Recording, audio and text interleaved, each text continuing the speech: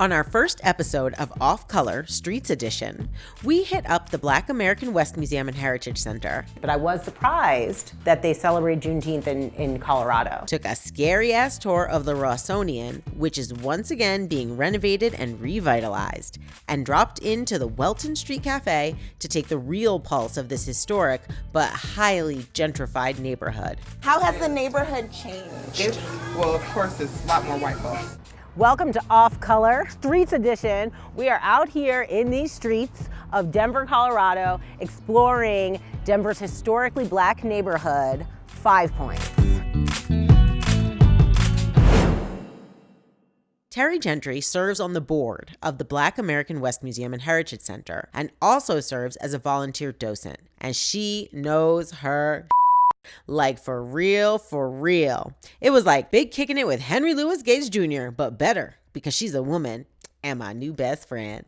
I am a little bit embarrassed, but I have been in Denver since 2008, and I have never been in this building before. So can you just tell me a little bit about the history of this particular building and what it means? We are in the former home of Dr. Justina Ford, the first Black woman licensed physician in Colorado. She was granted her medical license in 1902, but denied membership to the Colorado Medical Society. You had to have that membership to be on staff at the hospital, so she set up practice in her home. And she actually bought this home in 1911. It surprises people that visit Denver how much rich history we have here.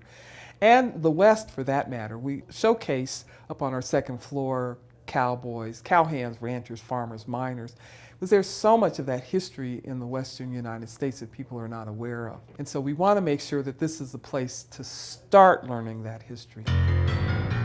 I learned a lot of history, fam, like where the name 5 Points comes from. There was a trolley that ran up and down Welton Street. It stopped at the intersection of 26th Avenue and Washington Street and 27th and Welton Street. It created 5 corners, and the streetcar marquee simply said 5 Points, and the name stuck.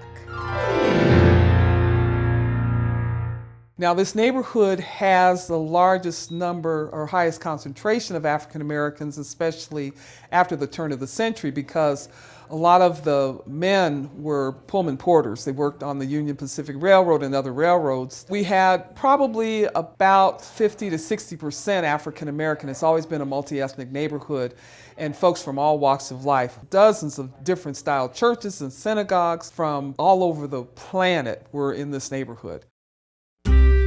Some people wonder why Black folks live in certain neighborhoods. The answer is systemic racism, specifically redlining. Redlining is the discriminatory lending policies for anyone not a white Christian. Redlining also determined where resources would go, for example, grocery stores and other businesses. I've actually seen a couple of maps of the intentional redlining done during the 1930s. and 40s, where they looked at the population of the neighborhood or the block. So if you had 75% Black folks on a block, that was redlined. If you had 25% Black folks on the block, they might consider resources for that. It still impacts quite a few families in this neighborhood and Northeast Denver, Commerce City, North Aurora. Even though 5 Points residents had limited resources because of systemic racism, redlining had the side effect of creating a self-sustaining and thriving community. The benefit that we saw in the 5 Points neighborhood were the Black folks that lived here that tried to make sure that we had access to resources such as the Cousins family, the Harris family, the Caldwells. We don't have time in this video to get into all these dope people, so I recommend you go to the Blair Caldwell African American Research Library. Now let's talk about jazz. We were considered Harlem of the West with the number of jazz artists and performers that came into this neighborhood. But when we go back 100 years and start moving forward to see what experiences we have, we've got to start with George Morrison, who was a classically trained concert violinist and brought a lot of jazz artists into the neighborhood. So we've got the Casino Cabaret, we've got the Rossonian, there were several other little restaurants and shops in the Five Points neighborhood, up and down the Welton Street corridor. The history of jazz in this neighborhood is like good coffee, strong and black, and the list of great artists who performed here rivals any major city worldwide. Our local artists were the catalyst for this era of jazz and black prosperity. People say jazz is dead, but Denver's jazz scene is still alive and kicking. The Five Points Jazz Festival draws great performers from all over the world, as well as showcasing Denver's local talent, like my homegirl, Danette Hollowell. So the last time that we were in this space with you, you were actually on this stage performing at the Five Points Jazz Festival. And you were amazing. We're at the Rossonian, y'all. I know that you have a history with this neighborhood, and I want you to talk about the importance and what it meant to perform at a historic place like the Rossonian. I lived in this community for 15 years. I raised two beautiful daughters in this neighborhood, and frequently I would walk them to school right past this building. We lived not very far, just a couple blocks away from here. At the time I was a student, I was going to school for jazz, and I was a single mom. I would walk by this building and I would look in the windows and I would imagine all these really amazing icons like Duke Ellington and Billie Holiday performing in this space, and just really be blown away by the fact that these really cool people that I was learning about had actually been here and performed here, and that I might be a part of that legacy. I said, don't care if you want me, 'cause I want you right now, I don't care. You mentioned that you lived in this neighborhood. Yes, lived. Can you tell me about why you no longer live in the Five Points area? Yeah, at some point a few years ago, we legalized marijuana. The property values in Denver were very affordable, at least in 5 Points, and yeah, something called gentrification hit us, and it hit us really hard.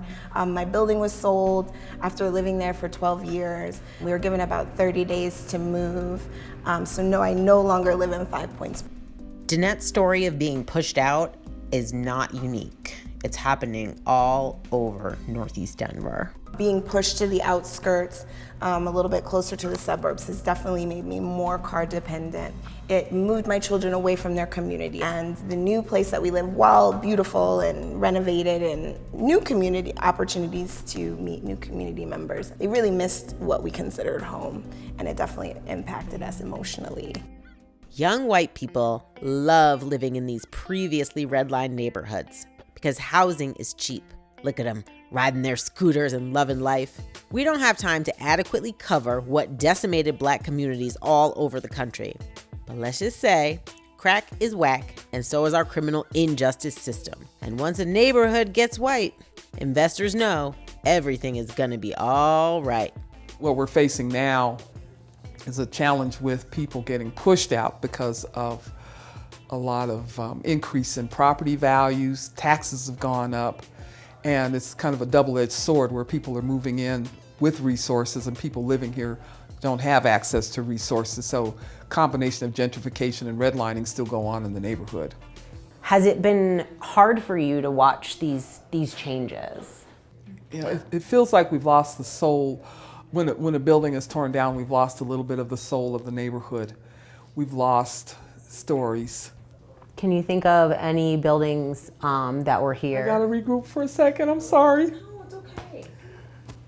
It's so heartbreaking for me to see these great big apartment buildings come in and tear down all these little houses that people lived in. They were my grandparents' neighbors. And these great big structures are coming in, and they're these monstrous things that take over. I'm not gonna lie, I cried during this interview too.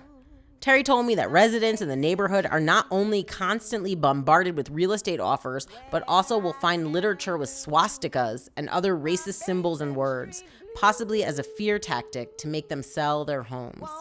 But if there's one thing I know about Black Americans, we are all descended from at least one superhero, someone who survived. And that's how we will keep the spirit of 5 Points alive and singing. Heaven on earth, they call it Welton Street. Welton Street is the street where the elite always meet in New Orleans. land of dreams. You'll never know how much you're close until you see the picture show. Glad to be